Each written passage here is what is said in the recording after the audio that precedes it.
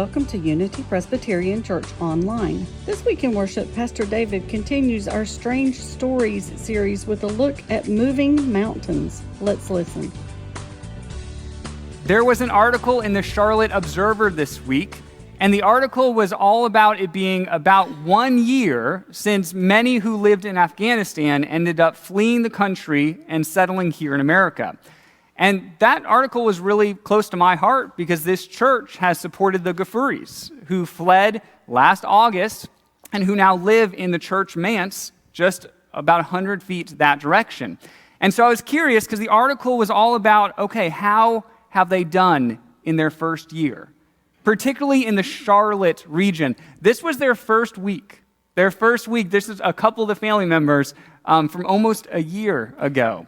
And so the article was, okay, let's interview people. How has it gone? And they interviewed one father, and they said, what has been the best part of being able to be here in America? And he pointed to his 3 daughters. He said, I've got 3 daughters, and every time they get on the school bus, I celebrate the fact that we're in America. Because now girls are not allowed to go to school in Afghanistan. He said, we helped America, and then we had to flee when the Taliban took over, and now I'm so fortunate, so blessed that my girls can have an education right here in our country. They said, well, what's hard? And he said, for those of us who didn't know English off the bat, well, you had to get an entry-level job, and that's been a challenge because entry-level jobs don't pay very much.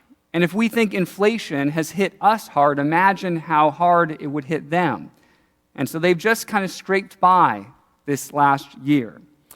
But the reason I'm bringing up this story is because how it ends. The oldest daughter piped in, and she reflected on everything that happened to her this last year, on fleeing the only country she's ever lived in, on settling here in America, and now going to school and getting education, starting a new life. As she reflected on her future, here's what she said, and this is the quote that ends the entire article. She simply says, nothing is impossible. It's pretty beautiful, isn't it? That she can look at all that has happened in her life and can now look at her future, which is looking brighter by the day, and can say with confidence, nothing is impossible. Well, I wanted us to reflect on that statement as we look at the obstacles in our lives. Because all of us have obstacles. We've got things that come into our path, and it makes us wonder, how am I going to get through this? And our mindset, our attitude, is going to be very important in when we approach that obstacle. Is our mindset going to be one like this young woman who can look at that obstacle and say, oh, but nothing is impossible? Or are we more tempted to feel overwhelmed by the challenges that present themselves into our lives? Well, I believe, because of our faith, that we should adopt this nothing is impossible attitude. But I would add a caveat to that. Nothing is impossible with God. I truly believe that. Well, we're studying these strange scriptures, and Jesus is going to make this same point in our story today. He's going to make the point that with God, as Christians, we need to look at life and be confident that nothing truly is impossible. Now, it's easy to say, it's harder to live by. And so I would like to study this story and particularly study Jesus' words about why and how he encourages this for us. So here's how the story begins. Jesus and 3 of his closest disciples, Peter, James, and John, they go up to a mountaintop and they spend the night up there. Jesus is transfigured. Another strange story we'll get to in a couple weeks. Then they come down from the mountaintop and they see that the remaining 9 disciples that they've all left down at the bottom are now surrounded by a crowd of people. So something has obviously happened in their absence. And that's where our story is going to begin today. When they came to the crowd, a man approached Jesus and knelt before him. "Lord, have mercy on my son," he said. "He has seizures and is suffering greatly. He often falls into the fire or into the water. I brought him to your disciples, but they could not heal him." Okay, so while Jesus was gone, this man brought his son to the disciples. And the man said, I need healing. My son, he's suffering from these seizures. It's so scary. We don't know when they're going to hit. And so he falls, and he'll fall into fire sometimes. He'll fall into water at other times. It's a dangerous situation. And so the disciples, without Jesus being present, they try to heal him. They try to heal the boy, but they couldn't. They couldn't heal him, and that's troubling. That's troubling because earlier in the Gospel of Matthew, Jesus gave these 12 disciples the authority and power to heal. He said to them, "If you heal in my name, you will be able to do what I do." Just 7 chapters earlier in the Gospel of Matthew, it says Jesus called his 12 disciples to him and gave them authority to drive out impure spirits and to heal every disease and sickness. And so we've arrived at the main problem of this story, that Jesus told his disciples that they have the power and authority to heal. But when they were given the opportunity, when this father brings his boy and asks for healing, they were unable to. So now the father brings the boy directly to Jesus and hopes that Jesus might succeed where his disciples had failed. Jesus' reply is part of what makes this such a strange story. It is just so unexpected. I mean, how many times in the Gospels do people come to Jesus and ask for healing? It happens all the time. And Jesus usually responds with something to the effect of, "Go, your faith has made you well." It's some affirming statement to the person who is requesting healing, but not in this story. In this story, Jesus' reply is so different. It's so out of our ballpark that it makes us lean a little bit closer into this story to say, what is going on here? Here's how Jesus replies. He says, "You faithless and perverse generation," Jesus replied, "how long shall I stay with you? How long shall I put up with you? Bring the boy here to me." Okay, that's obviously not the response that the father was expecting, right? And we can be honest, this is not the response that we are expecting Jesus to make in this situation. So what is going on here? There's a couple of things to note.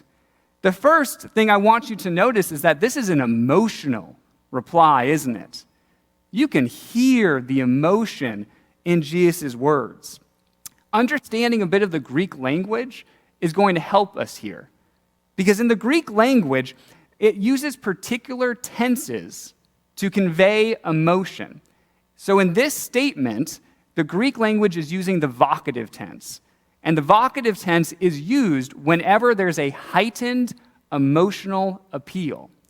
So the writer, the author, wants you, the reader, to know that Jesus is feeling particularly emotional here in this response when he says, "You faithless and perverse generation." Our question is why? Why is Jesus feeling so emotional? Well, we're going to get to that in just a minute. But here's the second thing I want you to note.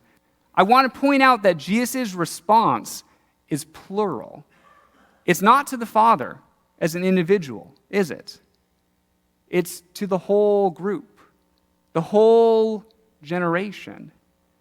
So that gives us a clue as to what's going on here. I'll tell you what I believe. I believe that Jesus is upset with his disciples. I believe that Jesus is deeply disappointed that his disciples were not able to perform the miracle in his absence. Why do I think this? Well, let's read on and you'll find out. The next verse says, Jesus rebuked the demon, and it came out of the boy, and he was healed at that moment. And then the disciples came to Jesus in private and asked, why couldn't we drive it out? So in private, the whole scene is now over. The boy is healed, but the disciples in private are kind of wondering the same thing as us. Okay, Jesus, why did you have this response? And why couldn't we heal the boy? I mean, Jesus gave them the authority to heal. They were now given the opportunity to heal. Why didn't it work? And in Jesus' response, I believe we find out why he was so emotional. Because here's Jesus' answer. He replied, because you have so little faith.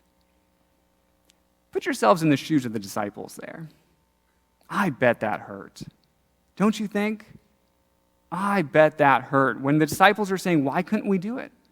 Why couldn't we heal him? And Jesus says, you don't have enough faith. The disciples did not truly have the faith that they needed to be able to heal the boy. They didn't believe they could do it. And their lack of faith, Jesus says, became a self-fulfilling prophecy of not being able to do it.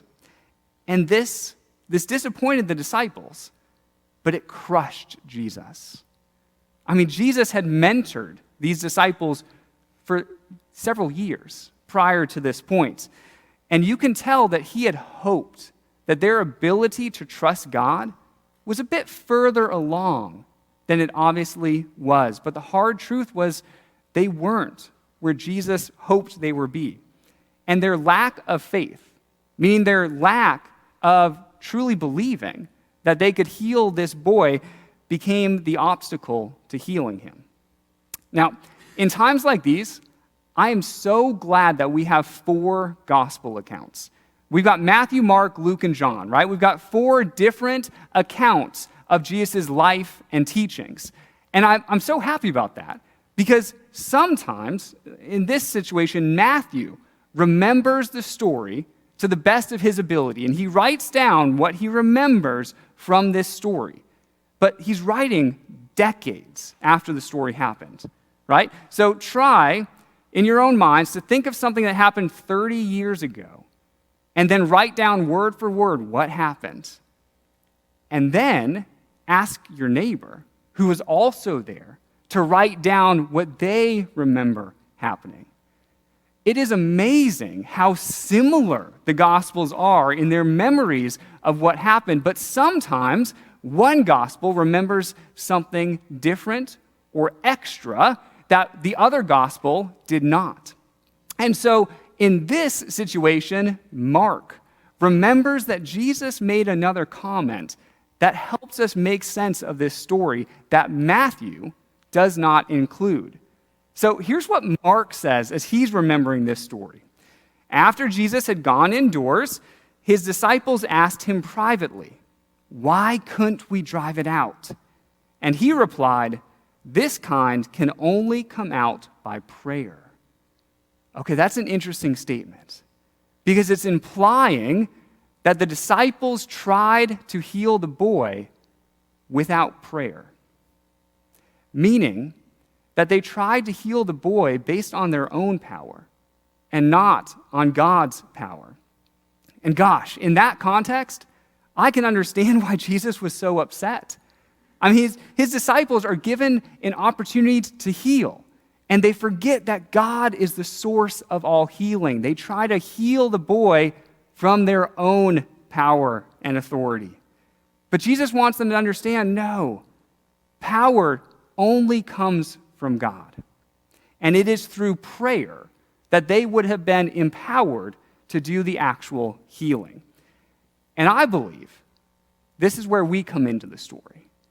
Because I believe the same is true for you and for me, that you and I are not able to accomplish anything in this world of substance on our own. It would be like the disciples trying to heal based on their own ability to heal. It's impossible. We can only accomplish huge, amazing things in this world by God working through us. That's what this story is about. By saying it's not about me and what I can do on my own, it's about me being a vessel for God and allowing God to work through me. Something Jesus wanted his disciples to understand and wants us to understand as well. He's basically saying you and I are not able to do anything unless we understand ourselves as an instrument of God. And that is what we are. We are an instrument, a tool in God's hands, if we allow ourselves to be. But how often do we go through life thinking, well, I'm kind of in charge of my life, right? Like it's all about me. I know my limits. I know what I'm capable of. But we're thinking with the small mind there. We're not thinking with, oh, what is possible if I really open up my life and my heart to God? Because God is here, and God is eager and willing to work through our lives. Now, Jesus doesn't want to end this encounter with a negative statement, simply telling his disciples, well, you didn't have enough faith that God was going to work through you.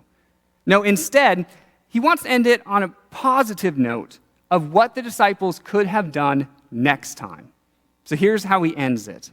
He says, truly I tell you, if you have faith as small as a mustard seed, you can say to this mountain, move from here to there, and it will move.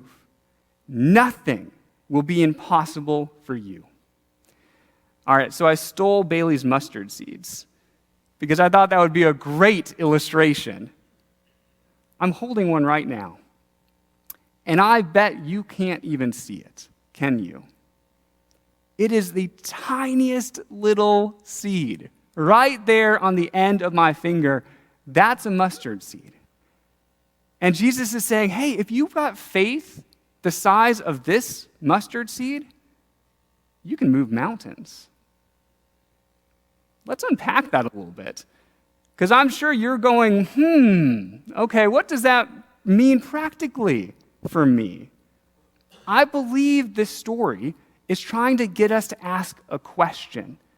And the question is, what is the power of faith? What is the power of faith? And Jesus, through this story, declares that faith is the most powerful thing in the world. It can move mountains. Faith can make the impossible possible. Nothing else in the world can do that. And yet, I know that the end of this story strikes some of us as a bit strange, doesn't it? Because we think, okay, if the mustard seed is so small, and I think I have at least that much faith, but if I've never moved a mountain before, then do I not actually have enough faith? Or the amount of faith that I think I have? But I want you to stop right there. Because Jesus does not intend with this teaching to make us feel guilty, saying, man, I thought I had faith, but I can't move mountains. No. Rather, Jesus wants this statement to be an encouragement of what is possible when we put our trust in God. And do you see how Jesus is trying to get us into a proper understanding of faith, where it moves it away from us to God? Sometimes when we think of faith, we think we need to get out a measuring stick and say, okay, how much faith do I have? Do I have this much faith, or am I really faithful? And we measure our own faithfulness to God. And Jesus says when we do that, we're actually missing the point. Because it's not about the faith we have. It's about learning to trust God. It's learning what God is doing in the world. And so what we want to do in this story is grow our trust. And we can do that every day. As Christians, you and I can do that every day, where we can say, I want to grow in my ability to truly trust God, because that's faith.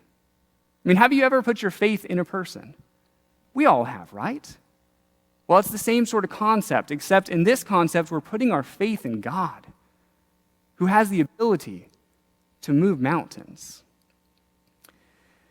And so, when we see the obstacles and problems of our lives, And I'm sure you can all think of a couple that are even in your life right now. And you think, I can't overcome that. And you might think, man, but I have a little bit of faith, so why isn't God doing something? The encouragement is to no. Move it away from a conversation about you and move it back to God. To say, God, okay, I'm just going to trust you here. I'm going to trust you to move mountains. I'm going to trust you to make this obstacle something I can manage. And I don't know how you're going to do it, but I'm going to trust that you will do it and that you will work in me. I truly believe that we can attempt great things from God only when we expect great things from God and truly have the faith that God is at work. I think this story is telling us that there's a difference between thinking of faith as just believing God exists, right? Faith going, I've got faith. I believe that God exists. And it moves us to saying, no, faith is learning to trust God daily because God is at work and God is in my life. And I live side by side with this God. So the bottom line is that you and I are instruments for God's grace and power in this world.